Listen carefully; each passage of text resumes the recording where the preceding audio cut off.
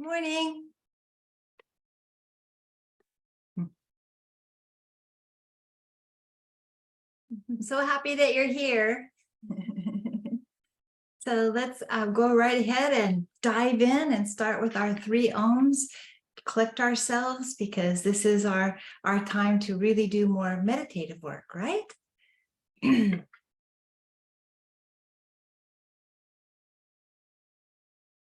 Oh.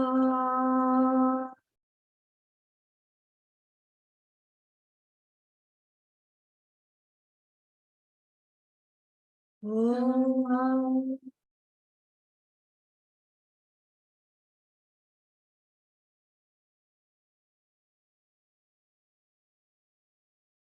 Oh.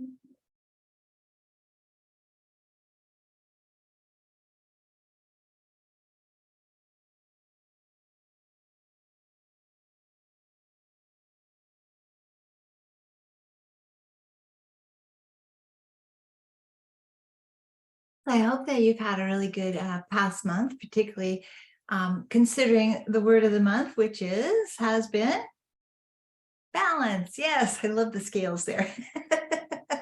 Yes, balance. And we had used the word fairness to be the saboteur, which is kind of an interesting thing because fairness can be a very virtuous quality, of course. But what we were doing was seeing the difference between the word balance and the word fairness. Balance is something that, well, we can say it's disputable, but there comes a point where the scales are actually balanced. Now, remember that balance does not mean stationary in this sense, because we're talking about spirituality, we're talking about the universe. And so balance, if balance was like this and it didn't move, that's not balance. That will quickly become stagnation. So balance always has movement to it. It always has movement. You know how you are.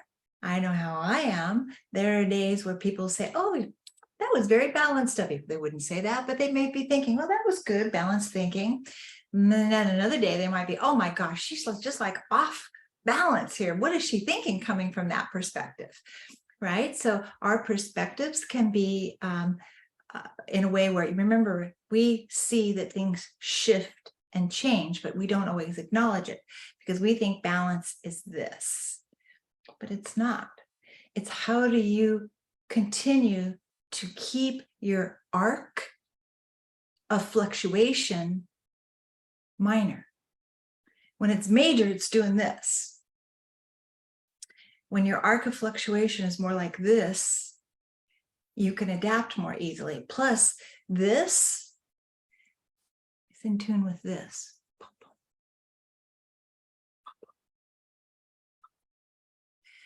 Our heart rhythm is also about balance. If it goes too fast, our body is out of balance, possibly our mind too.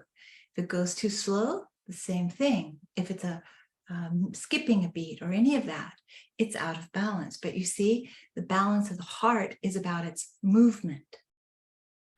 So the balance of the mind is about its movement, because the mind never stops.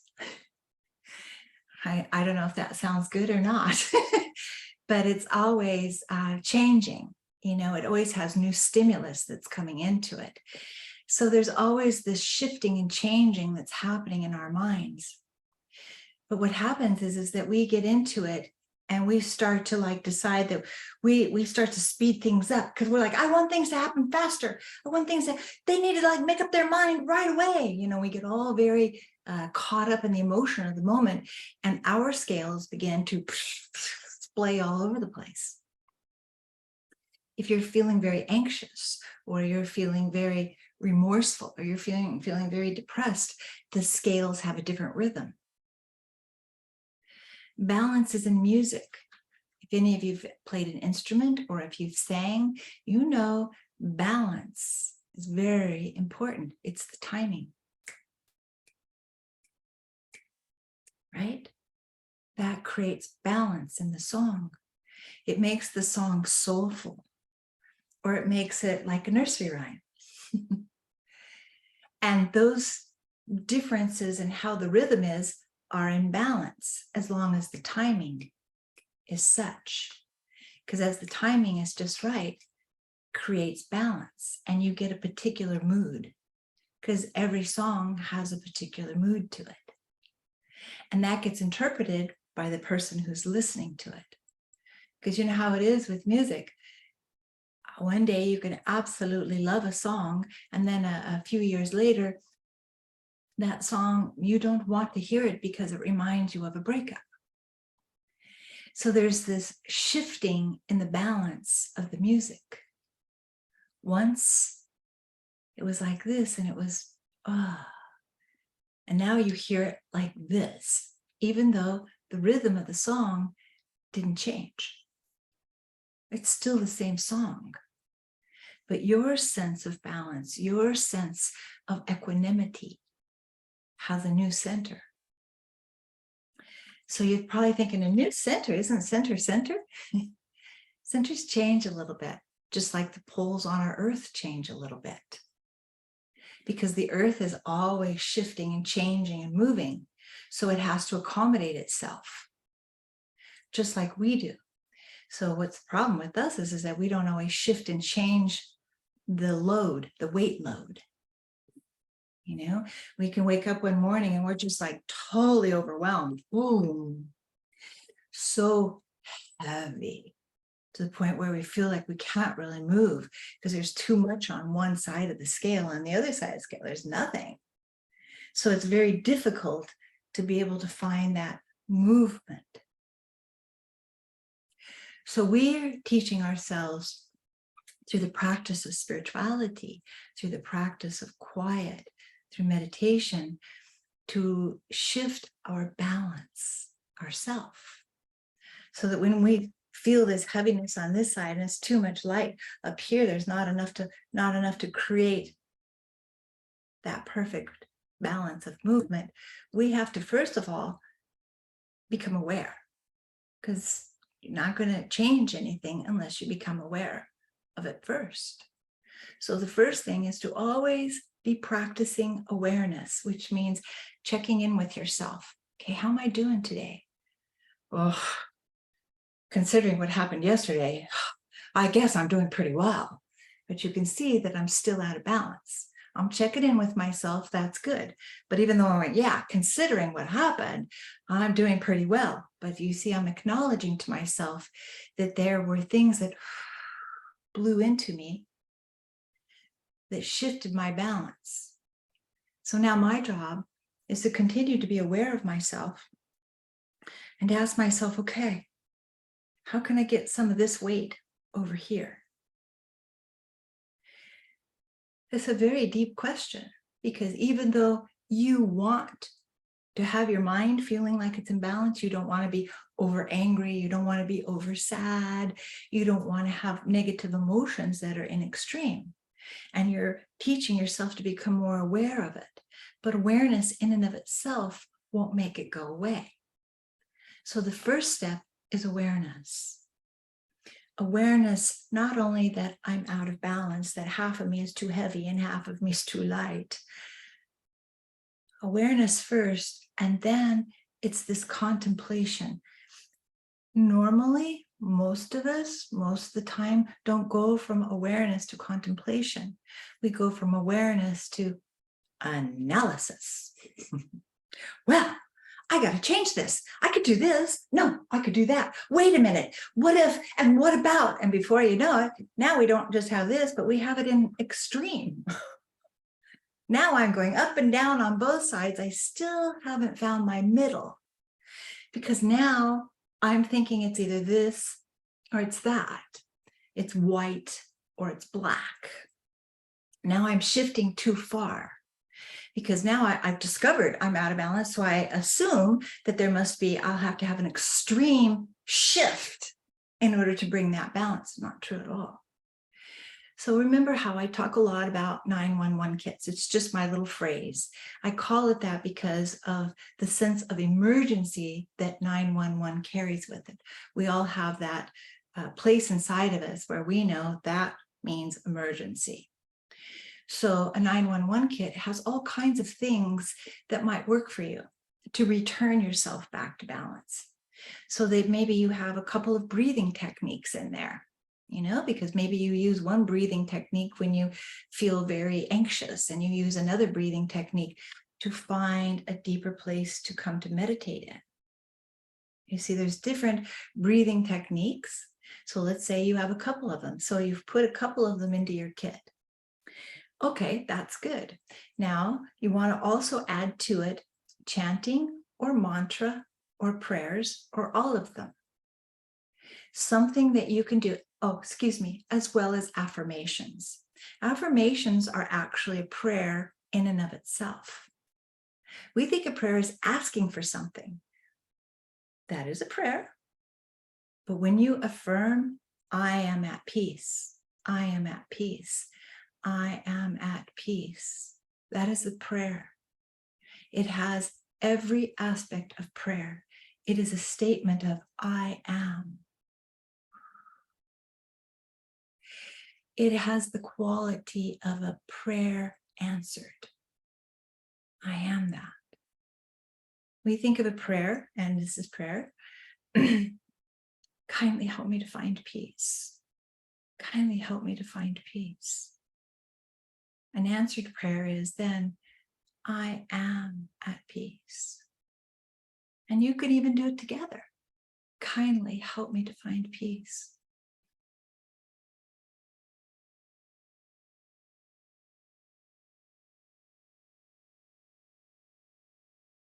I am at peace. You see, what we're doing with this 911 kit is we're coming to our own rescue. It doesn't mean all of a sudden every bad thought goes away, or every mental and emotional out of balance situation has become into balance. What we're doing is we're coordinating ourselves to go through it. Okay, so I'm still out of balance. I recognize I have some breathing techniques. I recognize that I have a prayer technique that could be an affirmation technique. A chant for me is more, I've told you my chant before is Om Shri Sai Ram, means Om, I take delight in chanting the name of the Divine Mother. Way too much for me in English, but you could say it very beautifully in English. It doesn't really matter what it is. It's just you want to make it sacred, so that you're wanting to have that balance with your earthly life and your spiritual life. Your spiritual life is always with us, whether you're at home in bed sleeping, or you're at work working, or you're in your kitchen eating, or you're driving your car. Your spiritual life is always, always with you, because it is you. The more that we understand this, we begin to come in more tune with, we are really spirits, souls, temporarily housed in these bodies, these wonderful, wonderful bodies, so that we can have the experience of being here on this particular planet at this particular time. When you go through that whole little segment there, it can be grounding. That's right, I remember. This isn't about, do I deserve or do I not deserve? This isn't about, do people like me or do they not like me? I am here on this planet. I have a body. I have a purpose to be here. This isn't about, I deserve to be here. This is, I am here. This is what I'm going through right now. This is my experience. This isn't just about, I had a disagreement with this person. Spirituality is about understanding that I am here. I am going through things. I am in charge of myself. It's very difficult to always be in charge of ourselves. But spirituality is about finding those ways of bringing us back to balance. So I'm using the word balance instead of boundaries. People say, well, I got to create boundaries. I'm not saying anything negative about that.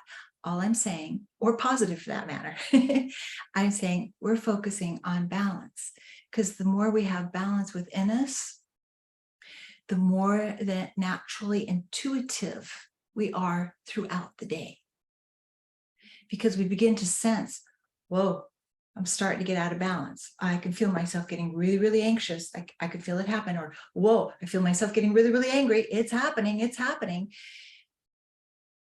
And if you could feel it before it gets out of control, and you have the counterbalances in place, which is your 911 kit, you're more likely to come back to center than you would if you don't have anything in place. So the reason I'm showing you that balance is like this is because it's always moving. Your mood is always changing. Your mind is always changing. Your set of circumstances is always changing. We are not like this. Any moment, a storm could come by. A storm with people, a storm with the weather, a storm with maybe some, I don't know, some animals got loose from the zoo. I don't know. At any moment, many things could happen and knock us a little out of balance, right? So we go with that, knowing that everything is always moving, everything's always changing. Last night I was sleeping. Today I'm awake, changing. Where's the balance? If we don't get enough sleep or we have restless sleep, our response to that the next day is feeling a little tired, a little sleepier. Wait, I can't get that as quick because I just don't feel as fresh. I'm a little out of balance because the previous night I was out of balance, and it carries through because it's moving, it's movement, movement, movement, movement. We never are still, which is why meditation is about practicing stillness. Because when you find in the middle of movement, no matter what the movement is, there is a center, and that center doesn't move. Is the purest part of us that doesn't change. So there is a changelessness within the fabric that we call the universe, of which we are a part of. And in Vedanta, that part of us that doesn't ever change, or in the universe, for that matter, is the word truth. Truth never, ever, ever changes because it wouldn't be truth. What changes is our interpretation of what truth is. Well, she hit me first. Maybe then that changes. Okay, maybe she just kind of like went like that, but you know, truth changes. And I mean, our interpretation of truth changes because we're always changing from moment to moment. In one moment, we're happy. In the next moment, we're sad. The next moment, we're like, hey, yeah, I'm at peace. We're always changing. So balance doesn't happen by us just going with all the changes, because that can take us to extremes. So we talked a little bit about breathing techniques, a little bit about chanting, a little bit about sacred words. What we do here, the word of the month, you can always use this very, it's simple, but I love simple ways to do things with spirituality because I'm more prone to do it. So the word of the month being balance, you can use it as, you can say God, Goddess, you can say God, you can use any sacred name or not, you can say the universe. So we'll use the universe. The universe is balance. I am balance. The universe is balance. I am balance. You can turn it around. I am balance, and I live within a balanced universe. Because the universe is always in perfect balance, and we are part of the universe. Whether you call the universe, or you call it God, or you call it goddess, or you call it anything else, it's just like Shakespeare said, you know, a name is a name, and something about a rose and a name. but you know where I'm going with that. It's not, we put so much emphasis on naming things, and then we don't take care of it. So like, here's the box and it has a name on it. Okay. But that can change because names can change. People get married and one person changes their name to the other person's name. Names don't always stay the same. But what the thing is that we're talking about remains the same. You see, that's truth. So with balance, what happens is that balance from our perspective changes into fairness. Now, fairness is an interesting thing because we talk about it a lot in a court of law. This is fair, right? Or in mediation kinds of things. No matter where it is, we're looking for it to be fair. Is this fair? Is this a fair price? Is this a fair deal?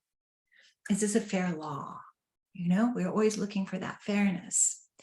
But fairness actually is a perspective. Balance, we could say, is a reality.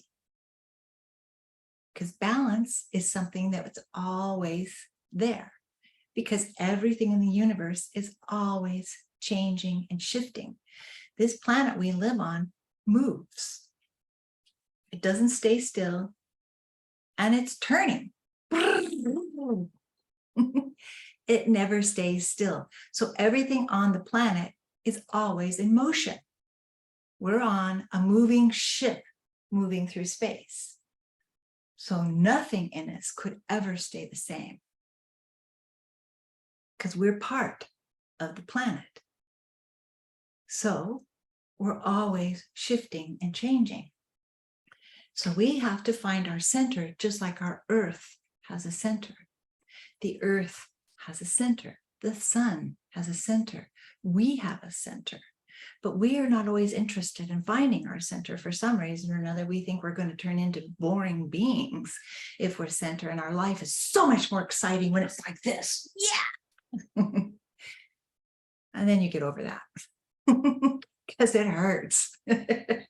When you're out of balance too long, no matter what it is, you begin to have pain in the mind. Like, oh God, why was I doing that for so long?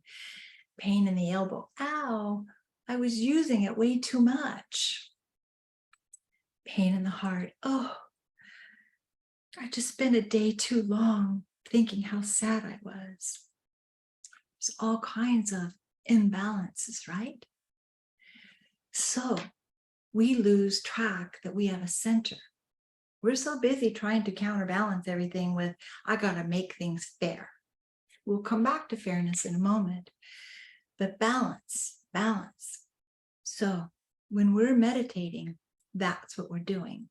We're practicing balance. We could actually even like say, I have a practice of balance.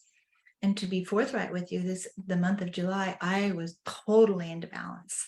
You know, I was like practicing it as often as I possibly could, because I have a physical situation that makes me a little out of balance. My sense of balance is slightly off. So I practice physically this balance to bring myself into a space where I'm not out of balance. I don't want to fall over or run into something or whatever, you know? So I practice that balance. So to practice balance implies that balance is always with me. Because I don't go to the store to buy it and come bring it home and practice with it. Right? It's within me. I'm just becoming aware that if I am aware that balance is alive and well within me, the actual balance, then I could find my way knowing that I have it. I'm not creating balance. I'm not going to go get it. It's not everybody has to be quiet so that I can have balance. Everybody stop what you're doing because I'm out of balance. I got to find balance. No, it doesn't come from the outside in, because everything's moving. People are changing their moods. They're changing their jobs. They're changing they're changing lanes. everything's always moving, everything's always in motion.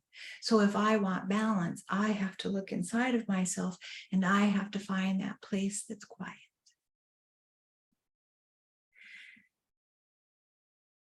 Quiet.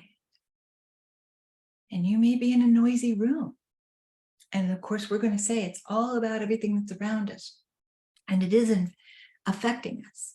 And if you don't have a practice of balance inside of you, a noisy room can make you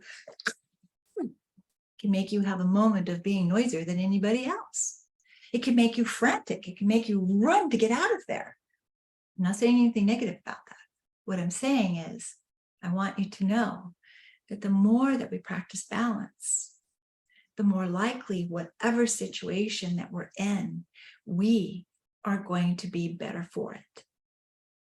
We are going to know that there's a place inside of us that's called refuge. To seek refuge. This is a Buddhist way of looking at that. This word has been important to me for pretty much most of my adult life because I heard it earlier in my 20s. And a Tibetan monk, that was the way he taught us meditation. To seek refuge.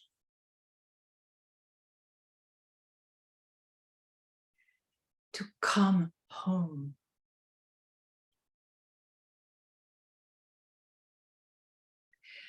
To remember that you have gone a little too far on this side or on this side. Because if you don't catch it, when you just go a little bit over the line, it will become really big. Refuge.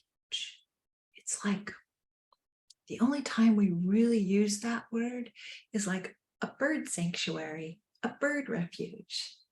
We use it like with animals, it's a refuge. So you can interchange this word refuge to sanctuary.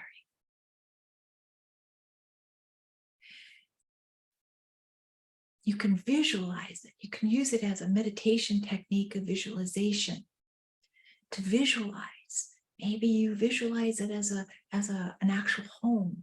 Maybe you visualize it as a beautiful piece of forest that is perfectly peaceful. It's important to bring the power of visualization into this too, because your mind, when it's out of balance, might be visualizing what you're going to say to that person that offended you. You're visualizing it, which is not visualizing balance. We think it is. We're like, well, once I tell them, then I'll feel better, which is balance. No, that's another thing. Right now, what we're talking about is meditation and learning to feel that balance within you. Now, you can feel it here. You can feel it here. Wherever it is that you want to really feel it. In Vipassana meditation, when you first learn how to do that, they have you focusing on your breath and right here, halfway between your nose and your upper lip, right here. When you focus on this for a long period of time, like days, so in other words, it's cumulative. If you actually sit and you practice, you do your meditation practice, and you focus on this part right here, and you're breathing only through your nose, so your mouth is closed, and you're breathing through your nose, after a while, you'll begin to realize that when you breathe out, you'll be very aware of your breath running over this area, and after a while, it'll actually be hot. Our concentration is so powerful that after you learn this technique and you practice it for a long period of time, I say long period of time, everybody's different, but when you actually are compelled to do it, you will feel a little hot spot there. And then from there, you can move it. You could feel it over here, that little hot spot, because you willed it. You could feel it over here. You could feel it over here. You're probably thinking, well, that seems kind of ridiculous. No. That is spiritual power. That means that you're finding a way to actually change yourself. This technique is so interesting because it has a physical quality to it where you can actually experience a part of your body. It's like you're so focused on it. And by doing that, what it teaches you is if you're having a disagreement out here with somebody, that person is now living in here. We say they're getting free rent, I think is the new term for that. Nevertheless, they're living in here and you're visualizing that. So once they were out here, they're still out here, but now they're in here. And if they're in here, they're in here. And if they're in there, they're in your second brain, in your gut too. This means you're upset. Okay. We know how to get upset. We're good at it. We know how to do that. We're not good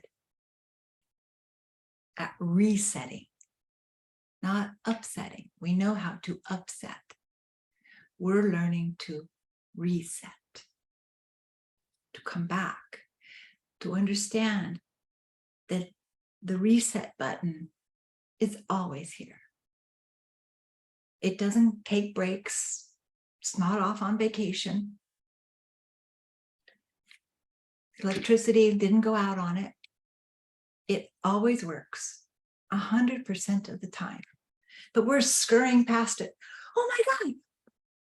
Oh my God. You know, it's right here. It's sort of like, hey. We're like a cat with the zoomies. Reset buttons here. Because I sat with so many people, it's interesting to me how similar we are. We're all, of course, unique. And when it comes to this particular situation of meditation and breathing and balance, we're very similar. We all get out of balance. Everybody does.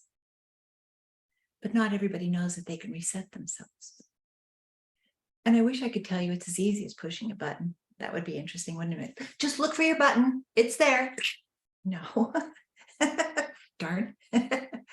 So it's a deeper experience because what you're doing is you're resetting yourself to live on this planet that's very intense, where every day we are being bombarded by negative thoughts. Seriously. We're out there, maybe there's a crowd running down my street here, and they're chanting, bah, bah, bah, bah, bah, bah, bah, bah. As they chant that, it goes up into the air, but it also comes into my home. You know that a wall won't keep out sound. And there are sounds that are affecting us every day that we don't hear with our physical ears. So people could be a mile away, sending the hate out into the atmosphere, and it'll still come through the walls of my home and through the walls of my body.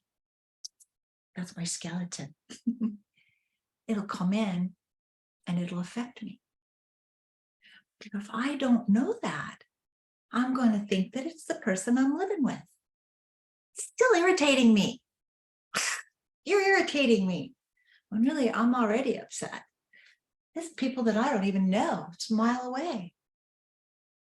And people say, well, that's how empathetic people are. No, that's how human beings are. We all have different levels, if you will, of empathy and sensitivity. But we are all human beings. We are all sensitive to vibration. Vibration. So, as we change the vibration of ourself, we become stronger inside. And as the negative thought waves come from the outside experience, whether it's coming from a mile away or it's coming from 2 feet away, I have a better chance of staying centered if I've been practicing centering, which means my recovery time from an outburst of any kind will be less. I will be healthier because I keep working on finding my center. You see, it's better. So we know there's breathing techniques to bring us to center. We know that there are mantras. We know that there are affirmations. We know that we have the word of the month. This is what the word of the month is designed for. So that you can practice it. We can practice it throughout the month, where we're asking ourselves, what is balance? What is balance? What is the nature of balance? Balance my bank account? Balance in how much I drink coffee? Balance is about how often do I walk? Balance is also about your emotional and your mental health, as well as your physical health. Health is all about balance. It's very important that we consider that the word reset is one that's very viable and very important to our overall well-being. Reset. To excuse ourselves from a situation. I'm sorry, this is very, very overwhelming for me. I need to back away. And the other person may be like, what are you talking about? We're right in the middle of this. If you know that your body is starting to shake, if you know your mind is starting to shake because you're under too much duress, it doesn't matter what the set of circumstances are. What matters is that you come to your own rescue. That's what really matters. In that moment, to excuse yourself, yeah, the other person's going to be like, what are you doing? You have to let that go in that moment, which is so hard, so hard. It'll make you feel like it's impossible. But if you already have a practice, you can do that. You'll be able to say, I'm sorry, I have to walk away right now. And you will be able to walk away. And you'll still be shaking. You'll still be into there, but you've walked away because you have love for your own beingness.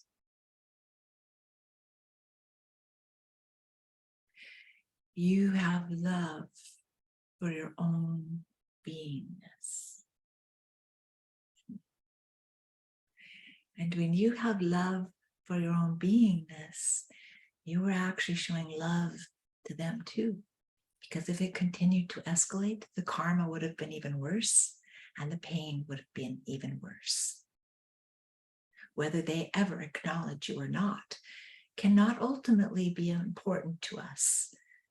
The important part is that you had the human sense to come home, to take refuge, to restore your energy. So affirmations are very important. So when we do the word of the month, if you visualize, what does balance feel like? What does it look like? How would it be if I had more balance in my work-life situation?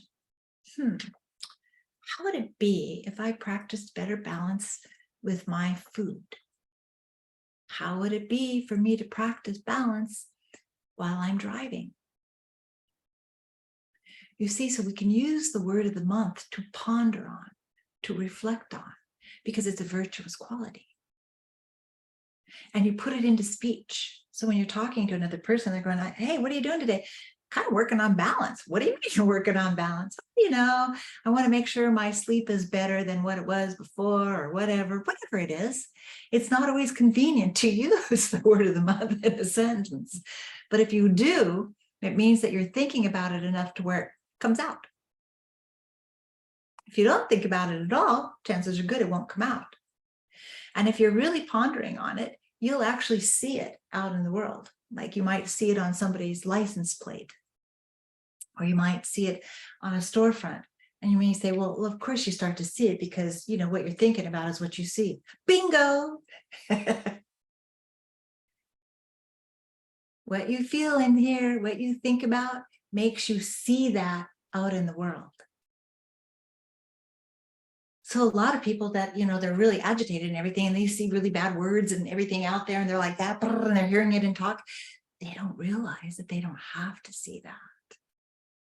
They don't realize they have to be a part of that. If it irritates you and it starts to hurt you and you want to get away from it, it means you've been practicing balance. You've been practicing peace. And you know that you must go away from that.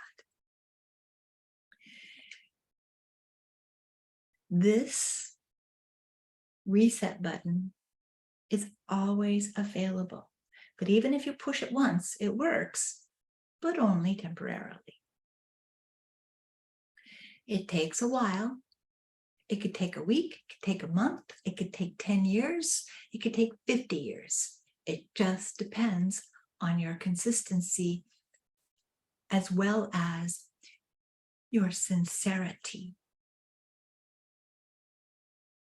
Anytime you do a spiritual practice, where is your sincerity? Because if you're just like, okay, what was she saying? Affirmations? Okay, I am balanced. Balance. I am balance. I am balance. Is that a minute? Okay, I did my affirmations. No sincerity.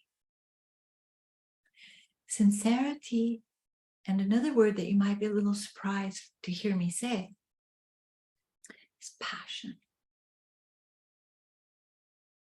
You want to feel your affirmation, your prayer, your chant. A chant and a mantra, they're just love formulas. They are. They're like little formulas.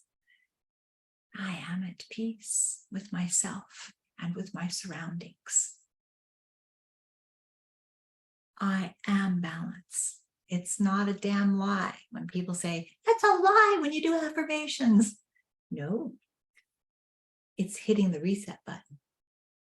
The reset button knows that all goodness lies within it. Balance lies within the reset button. Truth, equanimity, peace, love.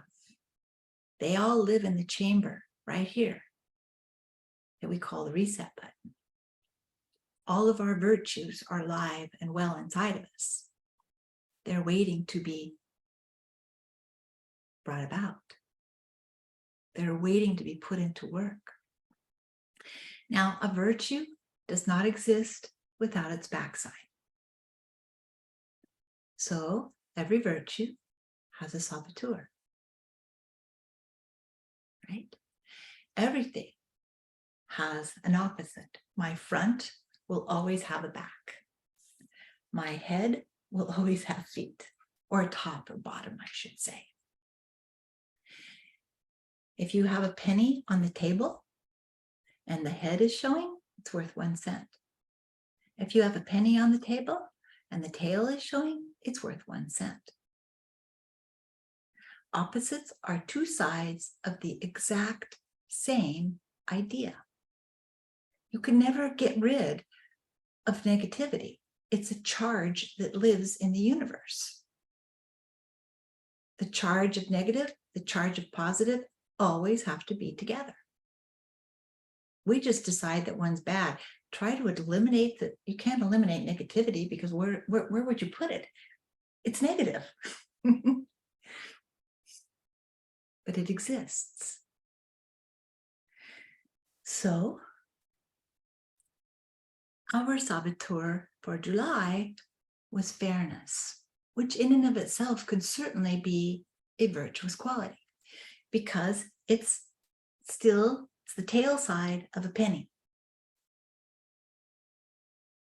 When you're on the receiving end of fairness, you're like, wow, that was great.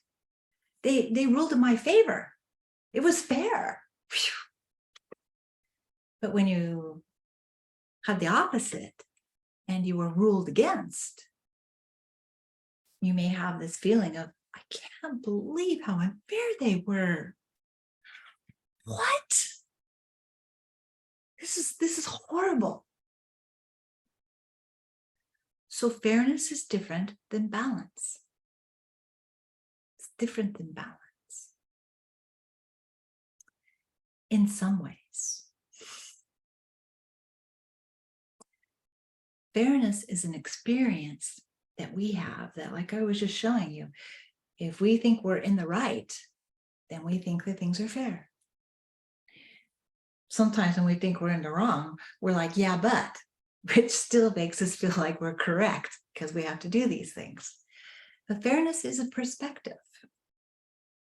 So I always like to use the example of if two people who really care about each other, whether they're related, whether they're friends, whether they're business partners, and they come together because, they need to have a meeting because they're seeing things very differently from one another.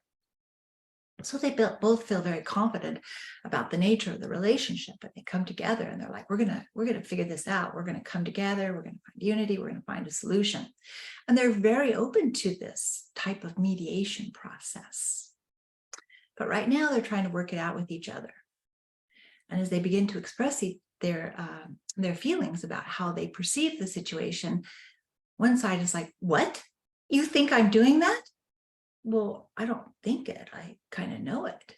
You see, and from there, it just goes downhill, right? There's all of this that's going on. So now they have to call in a mediator because now they can't do it. These friends, these people who love each other, what happened here? What happened here? Where's that love? Where's that respect that was inherent in that relationship? Why isn't it coming forth? Well, because he's not cooperating. Okay, so we bring in a mediator.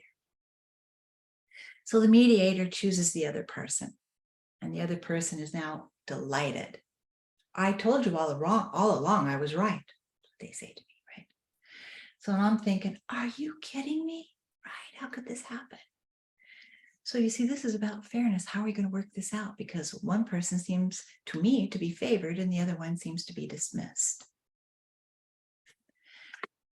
So I go home and I'm like, okay, I lost. What am I going to do now? What am I going to do now?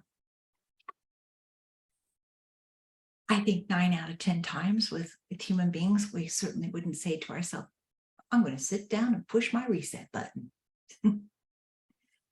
I'm going to come back to center. Probably that's not the first thing that most people think. But I'm encouraging you to practice balance, reset, so that if you have a situation where you're in a place where you're just like, I can't believe this happened. This is so radically unfair. And you need to come home, not just go to your house. You need to come home. If you don't have a practice, you're going to come home and pace. You're going to be very upset. You might have to eat a bag of cookies. You might have to tell your dog, leave me alone, which you might not ever say. Because you feel like it's okay for me to act like this. And I'm not saying it isn't. I'm not. I'm just showing you how things happen. And that we don't come back and say, let me come back here, because now we want to think on it. Think on it. Think on it. I'm going to keep thinking on it. No, I don't want to think about it, but I can't help it. I can't help it. Next day, 2 days later, a week later, and all along, there's dust on my reset button. Why would I do that? No, I'm right. I have to hold this. They did this to me. I have to feel like this.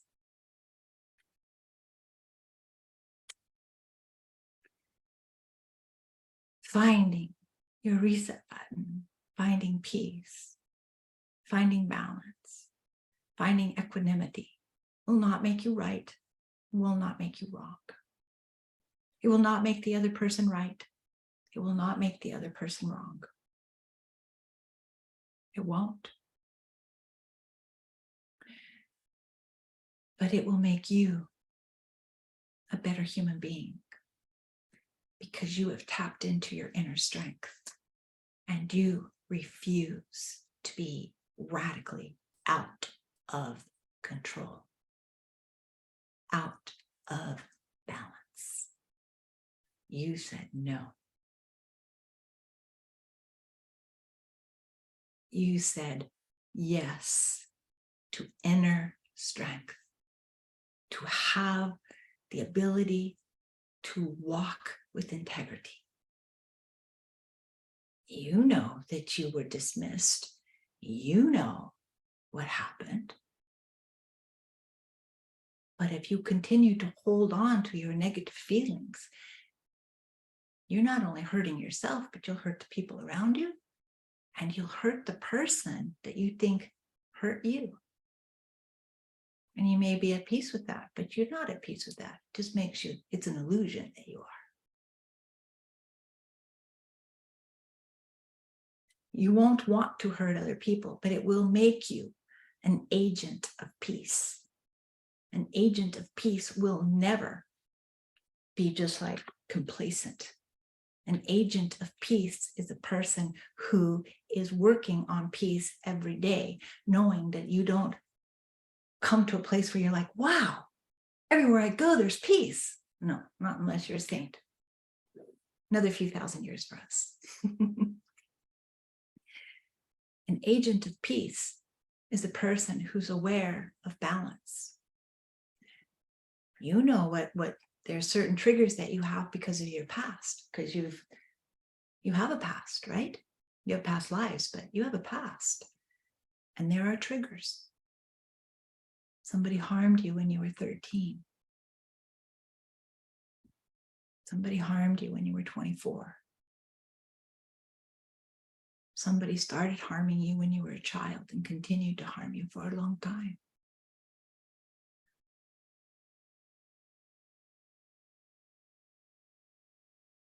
All of us can become agents for peace, regardless of what we've been through.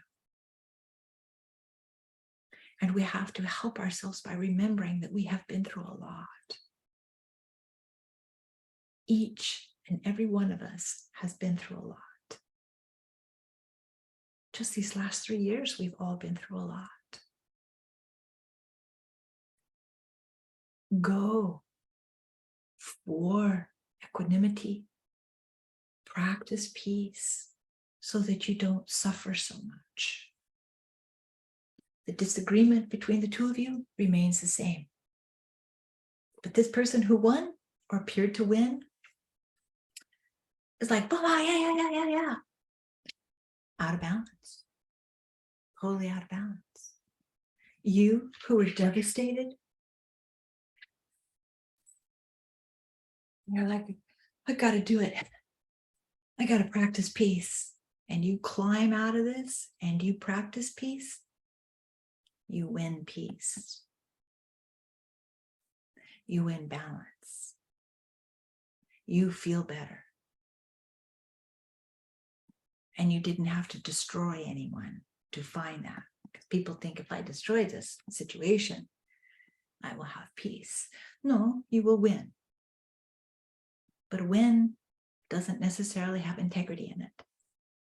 It doesn't necessarily have any truth in it in the sense of I won fair and square. No, the rules, the way that they were set, accommodated you and not this person. Just because the rules accommodate us and we win that particular argument in the world doesn't mean that in the universe we won because we behaved improperly. The only win that will come is for the person who realizes I got to help myself. And what I want more than this win is I want the feeling of peace to permeate my mind, my heart, and my body. I want that more than I want anything.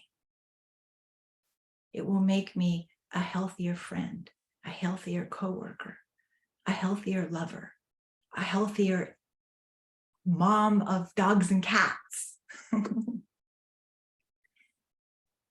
And that's what we want.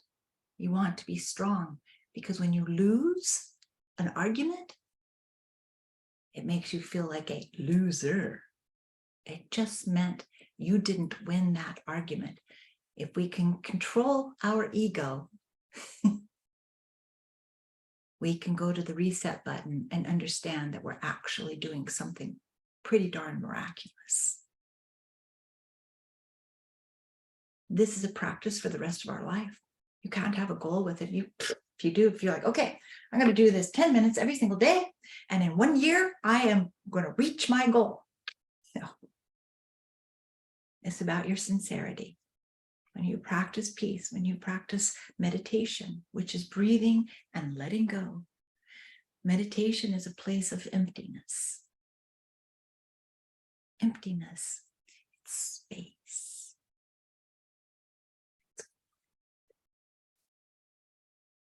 It's a place where you can feel who you really are.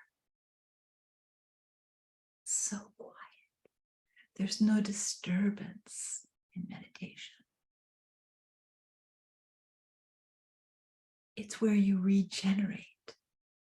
It's where your mind rests and it heals. And you have a stronger mind because you meditate. Because you take the time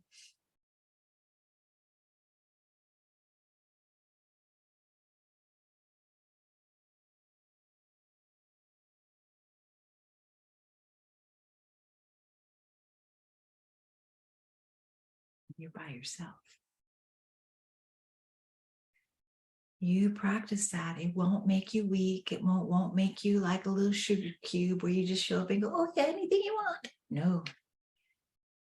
People will sense your strength. They'll sense it. When you have inner peace, people around you sense it and they treat you differently. Animals will treat you differently. Your life will be different because you are bigger than you've ever been before. Because light can actually move out of you because you hit the reset button and you know where it is and you can keep hitting it. And every time you do, you're like, that's right. That's where I live. What was I thinking? I got caught up in the ickies going on out in the world. Oh my gosh, I really got out of balance today. Thank God I know how to come home. You can come home anywhere you are. I have problems in airports because there's so much emotion in airports. And on more than one occasion, I have found myself in the restroom in a stall praying for peace and crying my eyes out. So, number one, never be afraid of being sensitive. Number two, come to your own rescue. You will find your life a little bit more adventurous because you'll be less afraid of your feelings because you know how to come back to center. It's okay to feel whatever you're feeling, but you'll come back to center before it gets you. So I hope that you continue to practice balance, whatever that means to you as we move through the next month. So now the word that we have for August, I may have to give you just a little bit of something to work with this one because it's a little unusual. So the virtue is natural. Now, naturalness, you're probably like, how did naturalness get to be a virtue? Okay, I'll get to that in just one moment. So the saboteur is normal. What? I've been striving my whole life to be normal. Yeah, I did that for a while. You can tell I gave it up. Naturalness is more associated with the things that make you feel good. And I'm not talking about a bag of chips. I'm talking about love, peace, clarity, balance, serenity, equanimity. These things are natural. They are who we really are. Normal can be, I don't like people who have that color of skin. That could be normal in some places. I don't like those people who worship differently. I see. Okay. That can be normal. I'm going to chase this person down on the freeway. That can be normal. You're like, these things are not normal, what you're saying. They're prevalent, which produces a type of normalcy. I could give you 1,000 examples. You could give me 10,000 examples. You know what I'm talking about. We want to practice naturalness. When you eat natural food, it's different than eating junk food. Junk food is normal. It's available everywhere you go. Natural food, not so much. You have to plan for it. So it's these kinds of things, to be aware of the difference between naturalness will improve your life. Normalcy, maybe yes, but maybe no. You're taking a little risk on that side. Meditation is natural. We don't think it is. If it's natural to cats, it's natural to dogs, it's natural to birds, it's natural to humans. It's much more intense in humans. Much more intense. We can do it. We're built for it. We're built to meditate. We're built to rest and to be at peace with ourselves. We're built for this. We're upright. We're built for this. We're built for this. So let's do 3 ohms. And if you would like to stay afterwards for a little, some questions, that would be lovely too. Okay.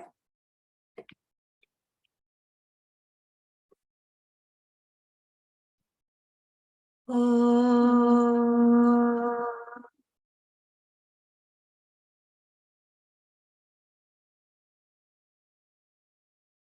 Oh.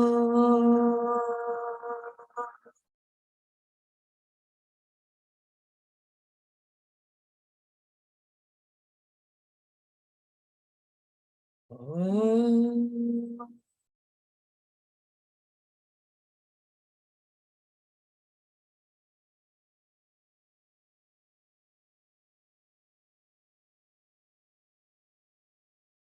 For those that are leaving, peace be with you. See you next month.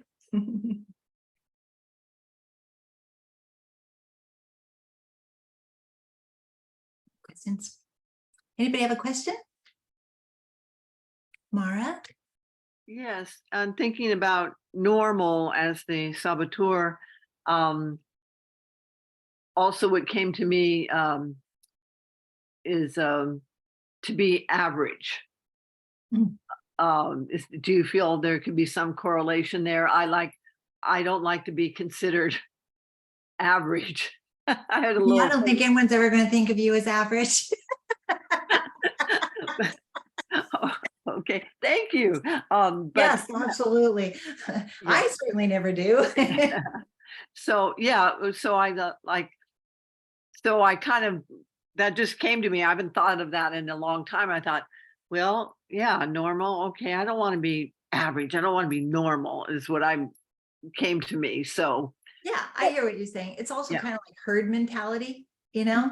It's like, well, everybody else is doing it. It's Yeah. normal behavior, we're all doing it. Yeah. It's like separating yourself from the herd and Mhm. going, wait a minute, this herd is going over the cliff. I'm not sure that I'm prepared for that, So it's what I'm talking about could require a breakaway, Mhm. just realizing that, okay, I think I'm pretty who would ever say I'm normal? Raise your Right. hand. Ruby, would you consider me normal? No. Even my own niece says no. No. Just in the sense of what I do. Just take it from that, not even me being a human being, just what I do. This is not normal. It's natural to me. Yeah. For you, yoga is natural to you. To somebody else, they might be, oh, that's for those people. That's not a normal thing to do. We don't do that. We don't do that here. They do that over there. How you live your life, I wouldn't say is the norm. Right. And now I can't identify if you do this, this, this, and this, it's normal. You understand we have to interpret it. Does that help at all? Yes, and then I was thinking too, to like, one could say, oh, it's normal to feel hostility or this or that so I get that. That's something to contemplate upon in Yeah. that saboteur category. Right. Thank you. Yeah. Yeah, we do sometimes feel like violence is a normal response. That's what you do. Mhm. You know, like in wars, it's like they did this, now we do that. That's the normal response. What the natural response is in war, I don't know, except for, again, even though there's these giant groups of people live in a country, a city, a town, a neighborhood, and then there's an individual, I like to bring things back to the individual. And as an individual, no matter where I am, whether I'm in a war zone or I'm in a peace zone or wherever I am, I still have me. I still have my reset button. I would say, I'm going to go out on a limb here. I would say President Zelensky has had many lifetimes of finding his center.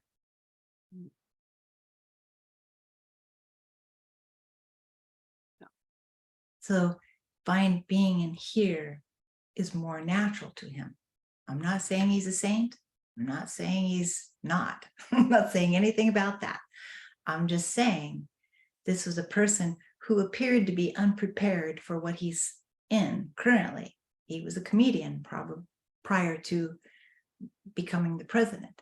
So it's not like this is a person who I think, is always thinking to himself, I'm going to, represent this country at its worst time ever, and yet there he is.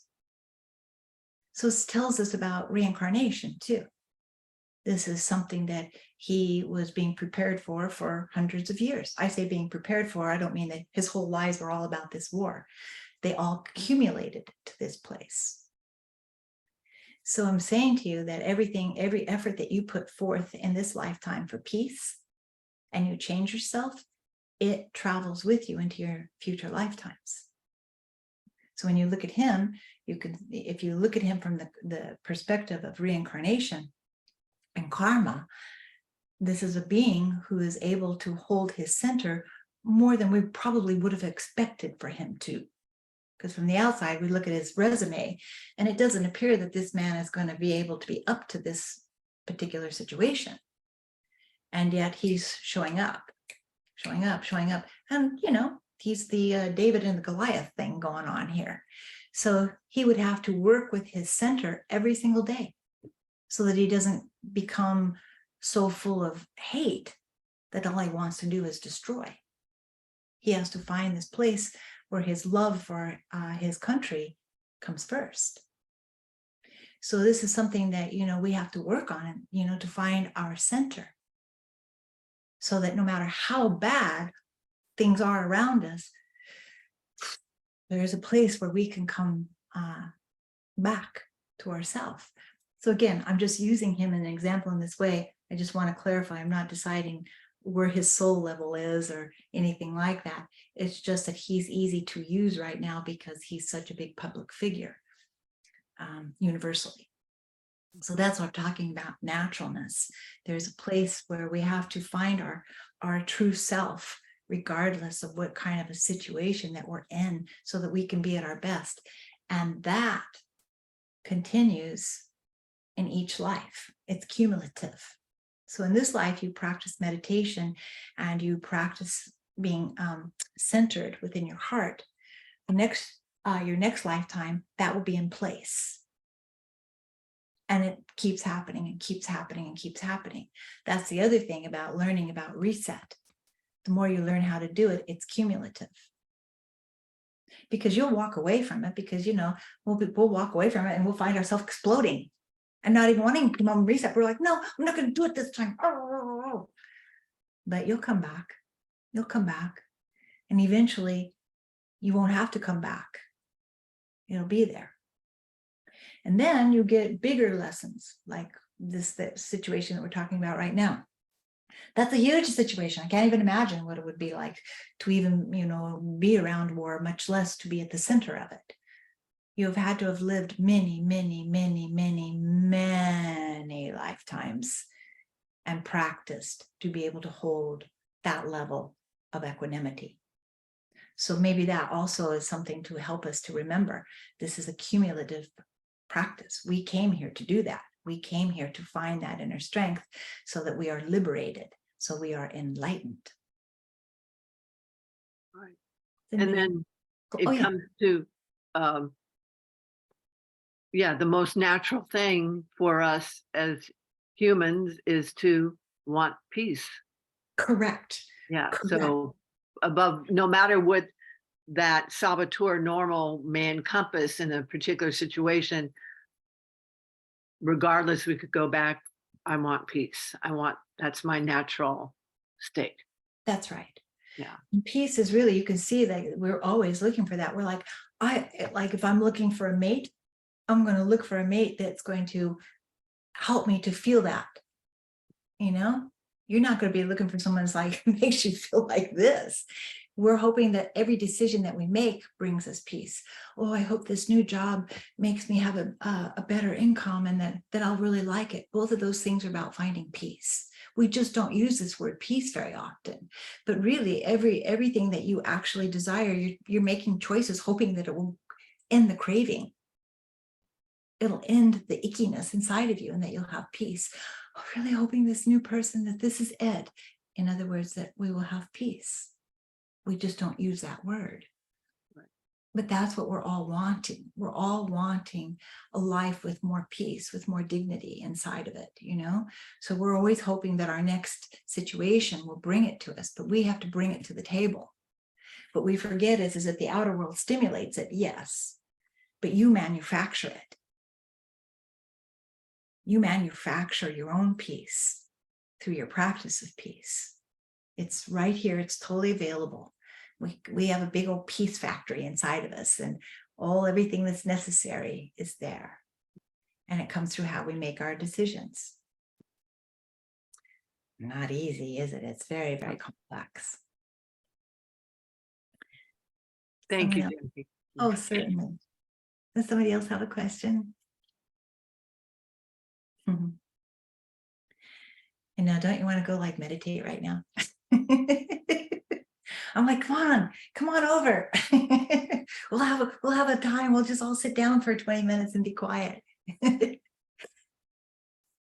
So I hope today that you find a place where you can have some peace that you self-generate.